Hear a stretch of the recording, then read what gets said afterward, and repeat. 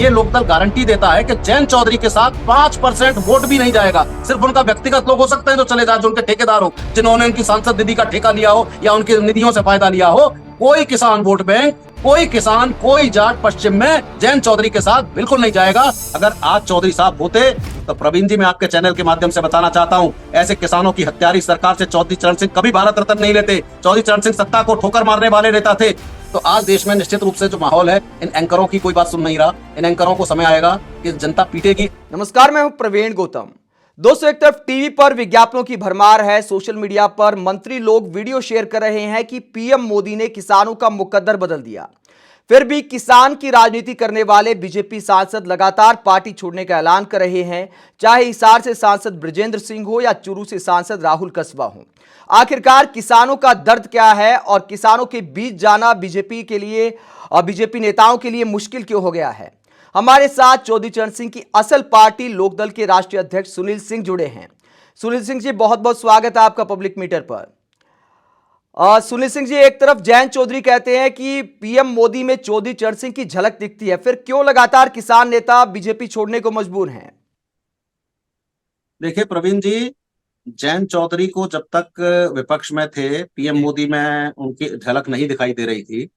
लेकिन जब उनको सत्ता के लालच दिखाई दिया और कुछ ना कुछ उनका सत्ता से समझौता हुआ, तो उन्होंने, भले ही वो बीजेपी जाए, किसी को आपत्ति नहीं है, लेकिन जिस तरह उन्होंने मोदी जी में कहा कि उनको चौधरी साहब की झलक दिखाई देती है, तो लोकदल और चौधरी चरण सिंह की असल दल आज कहना चाहेगा कि चौधरी चरण सिंह को और लोकदल को तो जानते ही नहीं है जयंत चौधरी।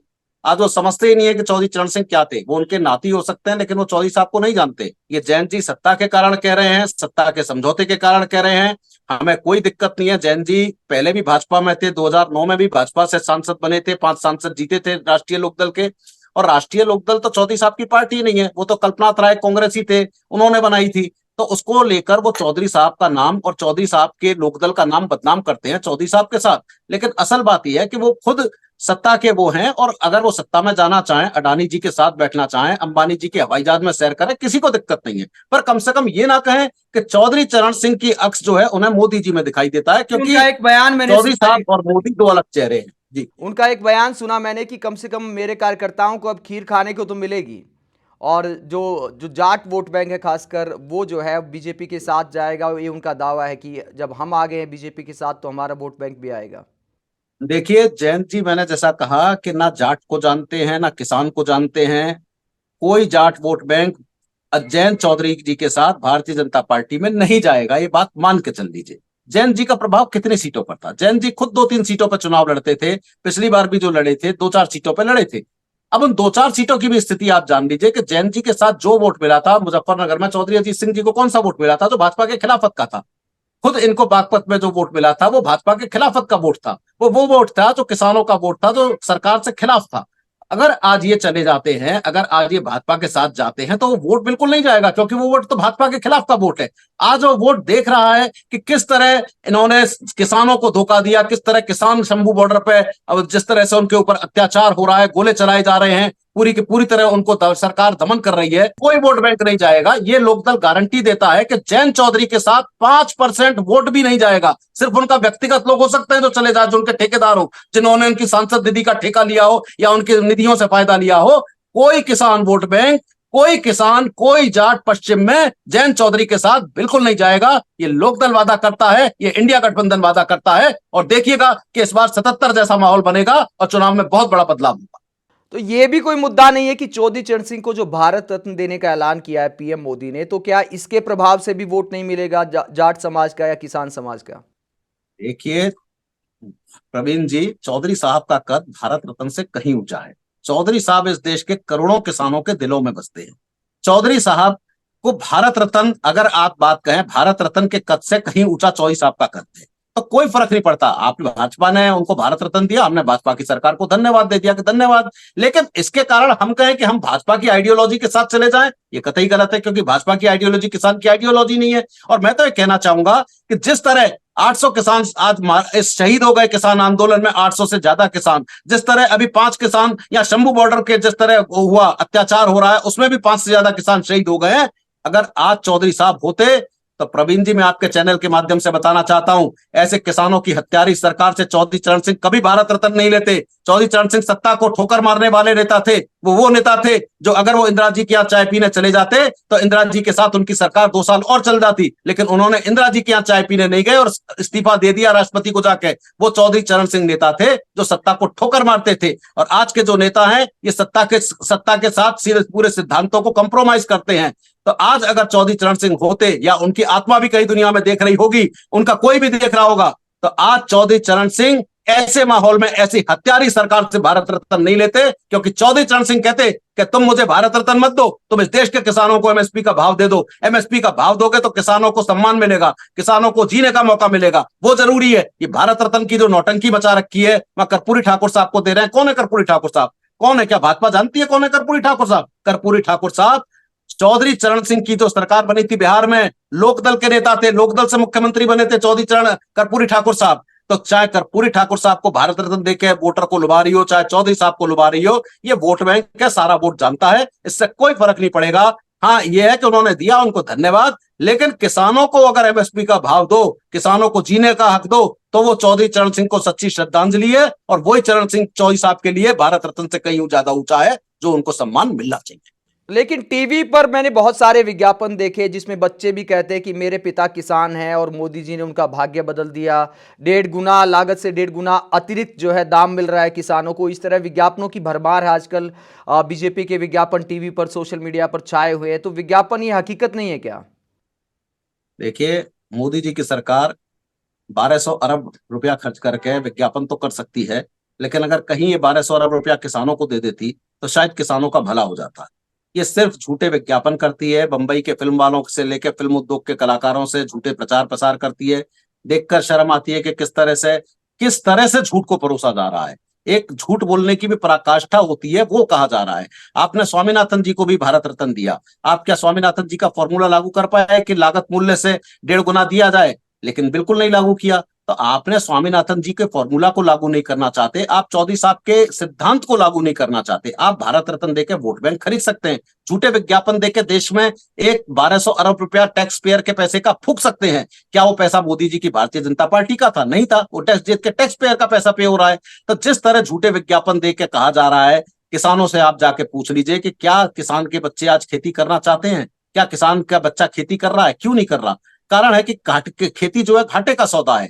आज के खेती में जो लागत मूल्य है वो नहीं निकल रहा। तो अगर किसान ये मांग रहा है कि हमें एमएसपी का मूल्य दे दो, तो क्या गलत मांग रहा है? और आप वो देना नहीं चाहते क्योंकि आपके अडानी अंबानी के गोदाम बने हुए हैं, पानीपत से लेके पूरे हिंदुस्तान में गोदाम बन गए हैं। उन गोदामों में अडानी जी किसानों से, जब ये फिर से अगर कहीं गलती से सरकार आ गई तो वो किसानों पे वो काले कानून लाके उनका फसल खरीदेंगे औने पौने दाम में, मंडियां खत्म हो जाएंगी, किसानों के पास विकल्प नहीं बचेगा, वो उनके गोदामों में रखा जाएगा और फिर उसको जनता को उल्टे पुल्टे दामों में भेजेंगे। मैं तो कहना चाहूंगा प्रवीण जी कि झूठे प्रचार प्रसार मोदी जी जो कर रहे हैं वो देश के किसान से भी नहीं, देश के आम जनता, जो आम मध्यम वर्गीय हमारे बच्चे आज शहरों में रहते हैं, मल्टीनेशनल कंपनी में रहते हैं, नौकरी कर रहे हैं, उनके लिए, जो आज दिल्ली बंबई और छोटे शहरों में भी आके नौकरी कर रहे हैं, ये आज उनकी लड़ाई है। क्योंकि कल अगर ये सरकार जिस तरह से करेगी तो एक दिन वो आएगा कि अडानी अंबानी इस देश में गेहूं को 200 रुपए किलो बेचेंगे, चावल को 400 रुपए किलो बेचेंगे, आम आदमी नहीं खरीद पाएगा। किसान बर्बाद हो चुके होंगे, किसान की सारी खेती पे इनका कब्जा होगा। जिस तरह उन्होंने सेब, आप देख लीजिए कि अडानी का आज 50% मार्केट पे सेब पे कब्जा है। कितने लोग सेब खरीद पाते हैं? कितने नौकरी पेशा सेब खरीद सकते हैं? तो अगर आने वाले समय में कहीं गलती से ये झूठे प्रचार प्रसार और लोगों को राम मंदिर और ये सब दिखा दिखू के कहीं गलती से अगर जनता इनके बहकावे में आ गई, तो इस देश का किसान तो खैर किसी तरह गुजारा कर लेगा अपना खा पी के, अपने खेत में अपना फसल पैदा करके, लेकिन ये जो मध्यम वर्गीय लोग हैं ये बर्बाद हो जाएंगे इस सरकार में। और ये पूरी तरह कॉर्पोरेट की सरकार है, विज्ञापनों वाली, झूठे विज्ञापनों वाली सरकार है। जो आप कह रहे हैं वो सिर्फ झूठे विज्ञापन है।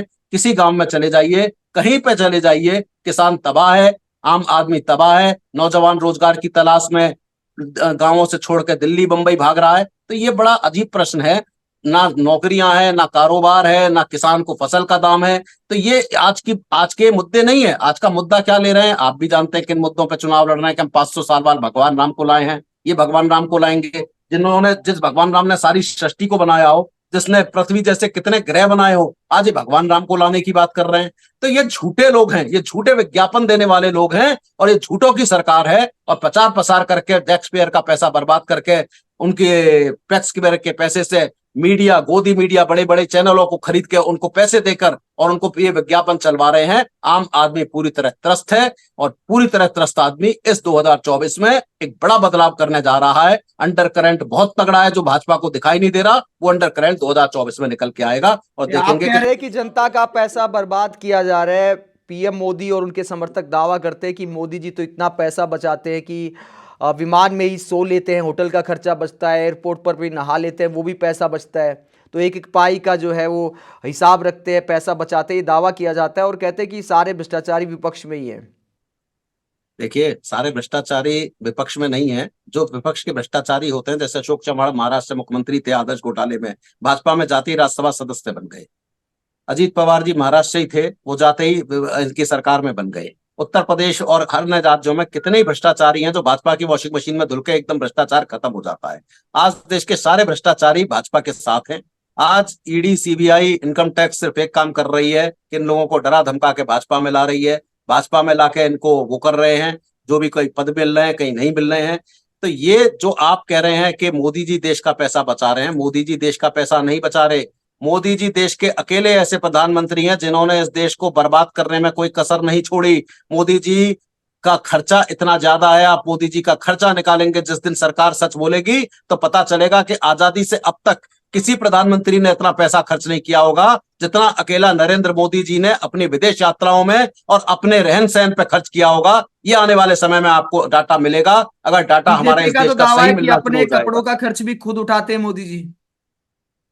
देखिए, बीजेपी का दावा तो बहुत कुछ हो सकता है। वो बीजेपी आरटीआई का से कुछ दावा, जानकारी सामने आई थी कि अपना खर्चा खुद उठाते हैं, कपड़ों का हमने तो सुना था कि 10 लाख रुपए का सूट पहनते हैं, दिन में 3 बार सूट बदलते हैं। और जब पुलवामा में शहीद मारे जा रहे थे तो वो फोटोग्राफी में व्यस्त थे।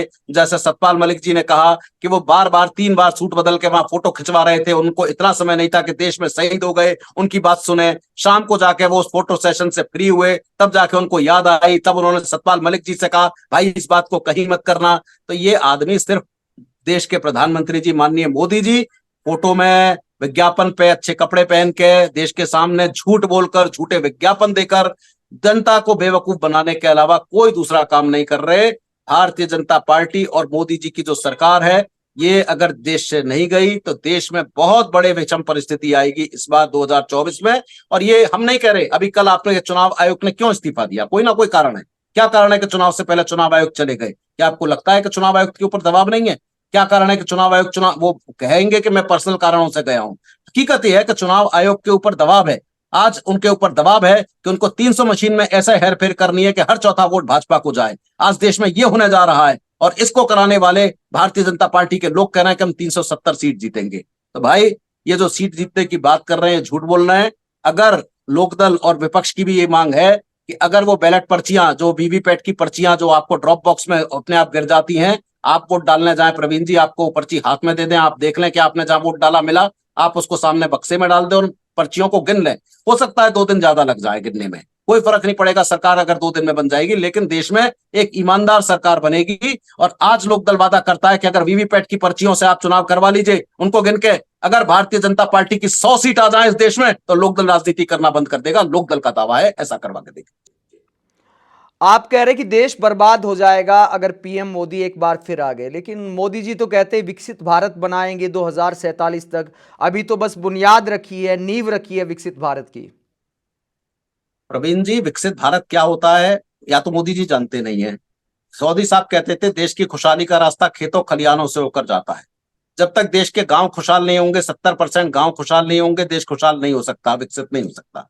किसान को खुशहाल होने के लिए एमएसपी का दाम चाहिए। नौजवान को खुशहाल होने के लिए कि बाहर से नहीं आए, आपके नोएडा, दिल्ली, बंबई नौजवान गांव का नहीं आए, उसको रोजगार चाहिए कि वह कुटीर लघु उद्योग डालें, जहां कम से कम 20,000 रुपए का महीने का गुजारा वो कर सके और उनके उत्पाद को बेचने का काम प्रदेश सरकार और केंद्र सरकार करे। तो जब तक आप नौजवान को रोजगार नहीं देंगे गांव में, जब तक आप किसान के एमएसपी का दाम नहीं देंगे, जब तक गांव समृद्ध नहीं होंगे, आप कौन से देश को विकसित करने की बात कर रहे हैं? क्या दिल्ली और बंबई को देश कहते हैं मोदी जी? तो वे देश नहीं है। अरे मोदी जी उनका विकसित 2047 का का ये नारा, दावा है, उनका विकसित का ये दावा है कि मैंने कल भी एक विज्ञापन देखा कि गरीबी खत्म होने जा रही है, मतलब बिल्कुल जड़ से खत्म कर रहे हैं गरीबी को। देखिए, गरीबी को नहीं, गरीब को ही खत्म कर सकते हैं। गरीबी को खत्म करने के लिए इन्हें देश का गांव और देश के किसान को मजबूत करना पड़ेगा, किसान को हक देना पड़ेगा, किसान को फसल का दाम देना पड़ेगा ताकि अपने पैरों पे खड़ा हो जाए। नौजवान को गांवों में रोजगार देना पड़ेगा ताकि उन्हें रोजगार की तलाश में दिल्ली बंबई ना जाना पड़े। और जब तक ये ऐसा नहीं करेंगे, ये 2047 तो क्या 2097 तक भी विकसित भारत नहीं बना सकते। लेकिन लोकदल ऐसा वादा करता है कि जिस दिन इस देश के किसान को एमएसपी का दाम मिल जाएगा, इस देश के नौजवान को गांवों में रोजगार मिल जाएगा, लोकदल विकसित भारत मात्र 5 साल में करके दिखा सकता है, 5 वर्ष में, जिसके लिए मोदी जी 2047 तक का समय मांग रहे हैं। तो मोदी जी की बातें सिर्फ झूठ की बातें हैं। मोदी जी को ना गांव से मतलब है, ना किसान से मतलब है। वो सिर्फ वोट बैंक को खरीदने की कोशिश कर रहे हैं। वो सिर्फ जनता को ये सोच रहे हैं कि इलेक्ट्रॉल बॉन्ड के पैसों से और पैसों से इतना खरीद लो कि इस देश में सब कुछ बिकाऊ है और खरीद खरीद के इस देश में सरकार बनाओ, और सिर्फ खरीद फरोख्त की बात वो चल रही है। अन्यथा मोदी जी इस देश में कोई बहुत लोकप्रिय नहीं है। आने वाले समय में आपको पता चलेगा कि जब विपक्ष में जाएंगे तो मोदी जी को कितने लोग याद रखेंगे, ये आने वाला भविष्य बताएगा। बहुत सारे मीडिया एंकर बाकायदा इस बात का विश्लेषण करते हैं, जैसे सुधीर चौधरी हैं या फिर सुशांत सिन्हा है। बहुत सारे एंकरों ने इस बात का विश्लेषण किया कि अगर एमएसपी हर फसल पर दे दी तो फिर देश में महंगाई बहुत ज्यादा हो जाएगी। एमएसपी, अगर देश में एमएसपी मिलेगा तो किसान फसल अपने पैरों पे खड़ा होगा, और देश के किसान का 45 लाख करोड़ रुपया केंद्र सरकार मार रही है। एमएसपी का देंगे तो मुश्किल से 2 लाख करोड़ रुपए का भी बोझा सरकार पे नहीं आएगा। आप उद्योगपतियों को 14 लाख 15 लाख करोड़ के टैक्स माफ कर सकते हो, आप अपने मित्रों को पैसा दे सकते हो, भाग गए लोग पैसा ले लेके, लेकिन आप देश के किसानों को 2 लाख करोड़ नहीं दे सकते। तो ये सिर्फ कहने की बातें हैं, देश पे कोई दबाव नहीं आएगा। हाँ, हो सकता है कि ऐसी नीतियां जो ये फ्री राशन बांट रहे हैं, ये नीतियों में इनको सुधार करना पड़ेगा, क्योंकि ये नीतियां ना होकर फिर देश में काम करना पड़ेगा। तो देश में काम करने की बजाय ये वोट बैंक बनाने के चक्कर में पड़े हैं, इसलिए फ्री राशन बांट रहे हैं। तो ये जो सुधीर चौधरी और जो आपने बड़े बड़े एंकरों का नाम लिया, इनको तो आप ही की कोई संस्था है उसने भी जुर्माना लगाया है। और ये तो देश के ऐसे एंकर हैं जो आज कहें कि आज मोदी मीडिया की तरह पूरी तरह हैं, ये तो एक तरह के अलग किस्म के एंकर हो गए हैं इस देश में, जिस तरह के चल रहा है। तो ये बातें आज एक हमारे चैनल पे आप ही लोगों के कहते हैं कि भाई अगर इस देश को बचाना है तो 2-2.5 महीने टीवी देखना बंद कर दो, क्योंकि टीवी में जितने गोड़ी मीडिया चल रहा है ये सब लोग वही बातें कर रहे हैं जो देश की सरकार के साथ चल रही है। तो आज देश में निश्चित रूप से जो माहौल है, इन एंकरों की कोई बात सुन नहीं रहा। इन एंकरों को समय आएगा कि जनता पीटेगी अगर इस सवाल, अगर इनका टीवी रूम से बाहर जाके जनता से सवाल पूछे तो जनता, जैसे किसान आंदोलन में टीवी चैनलों को भगाया था, शायद इन टीवी चैनलों को भगा भगा के जनता मारेगी अगर ये अपने पे आ जाएं। तो ये झूठा प्रचार बंद करें। कोई इस तरह का नहीं होने जा रहा जो ये कह रहे हैं। एमएसपी से देश का किसान समृद्ध होगा। किसान कह रहा है कि हमें 6,000 रुपए मत दो, हमें जो आप किसान को जो आप सम्मान निधि कहते हो, लोकदल उसको किसान अपमान निधि कहता है। आप किसान का अपमान कर रहे हो। आप 6,000 रुपए देके 500 रुपया महीना देके किसान का क्या भला हो जाएगा? आप उसको फसल का दाम दे दीजिए, जो उसका फसल का दाम बनता है, जो स्वामीनाथन जिनको आपने भारत रत्न दिया, जो उनका फॉर्मूला है। किसान अपने लिए फसल का अगर जिस दिन दाम दे दोगे, किसान अपने लिए टॉयलेट भी बनवा लेगा, गैस भी खरीद लेगा, शौचालय भी, आवास भी बनवा लेगा, और अगर जरूरत पड़ेगी तो मोदी जी की सरकार को 6,000 रुपए हर साल किसान अपनी तरफ से दे देगा। तो किसान को अपमान मत करो। जो आप ये किसान अपमान निधि बांट रहे हो 500 रुपए महीना देके, ये कोई भिखारी नहीं है जो आप इनको अपमान दे रहे हो। ये अपमान करना बंद करो। दे सको तो उनका हक दो। जो लोकदल कहता है कि किसान को हक चाहिए, खैरात नहीं चाहिए। आप खैरात बांटना बंद करो। टैक्स पेयर के पैसे से खैरात बांटना बंद करो। लोगों को समृद्ध बनाओ, उनको उनके पैरों पे खड़ा करो, उनको फसल का दाम दो, और जरूरत पड़ेगी तो वो देश के लिए आपको 6,000 रुपए दे देंगे, और जब उनको उनकी फसल का दाम मिलेगा तो देश विकसित बनेगा। वरना ये सब देश ऐसे ही चलता रहेगा, कुछ भला होने वाला नहीं। अग्निवीर योजना का कितना असर है मतलब जमीन पर पश्चिम उत्तर प्रदेश में? बहुत ज्यादा असर है। हमारे जवानों में जो हमारे किसान के बच्चे थे, जो सेना में जाते थे, जाट रेजिमेंट, राजपूत रेजिमेंट, इस तरह की रेजिमेंट बनती थी। हमारे बच्चे जो है जाके सेना में भर्ती होते थे, उनका एक सम्मान होता था। शहीद होने पे भी उनको शहीद का दर्जा मिलता था, उनकी इज्जत होती थी। आज इन्होंने पूरी तरह ये जो कॉन्ट्रैक्ट की जो भर्ती करी है इस देश की, इन्होंने पूरी तरह वो कर लिया है, और नौजवानों में बहुत विरोध है। गांव गांव के नौजवान जो सेना में भर्ती होना चाहते थे आज बिल्कुल पूरी तरह उग्र हैं। और ये चुनाव में ये समय बताएगा कि किस तरह से अग्निवीर योजना जो इन्होंने लाई, इनको बहुत बड़ा वो होगा, नुकसान होगा। अग्निवीर योजना सिर्फ ये एक तरह से ट्रेनिंग देने के लिए, अडानी अंबानी के लिए लाए हैं। वो भी योजना का किस इनको देश के सैनिकों को पेंशन ना देनी पड़े, पेंशन बंद करने के लिए लाए हैं। तो ये योजना, ये देश की सुरक्षा के साथ खिलवाड़ कर रही है सरकार। ये सरकार जो देश की सुरक्षा नहीं कर सकती, आप समझ सकते हैं ये देश क्या चलेगा अगर देश की सुरक्षा के साथ खिलवाड़ होगा। तो अग्निवीर योजना का बहुत बड़ा विरोध है और इसका परिणाम आने वाले समय में इस लोकसभा चुनाव में दिखाई देगा कि किस तरह से किसान के बच्चे जो सेना में भर्ती होना चाहते थे इन भाजपा को सबक सिखाएंगे। ये आने वाले चुनाव में इस बार दिखाई दे जाएगा। सुनील सिंह जी, बहुत बहुत शुक्रिया हमसे बातचीत करने के लिए। तो सुनील सिंह का दावा है कि जितने भी विज्ञापन है वो सारे फर्जी नजर आते हैं। हकीकत में किसानों को जब तक एमएसपी नहीं मिलेगी तब तक उनका उद्धार नहीं हो सकता और चुनाव में अग्निवीर एमएसपी जैसे मुद्दे भी जमीन पर असर करेंगे। आप इन तमाम मुद्दों पर क्या सोचते हैं, कमेंट बॉक्स पर अपनी राय जरूर दें। साथ ही अगर आप हमारी पत्रकारिता को पसंद करते हैं तो थैंक्स के ऑप्शन का इस्तेमाल करें, वीडियो को लाइक करें, चैनल को सब्सक्राइब करें। नमस्कार।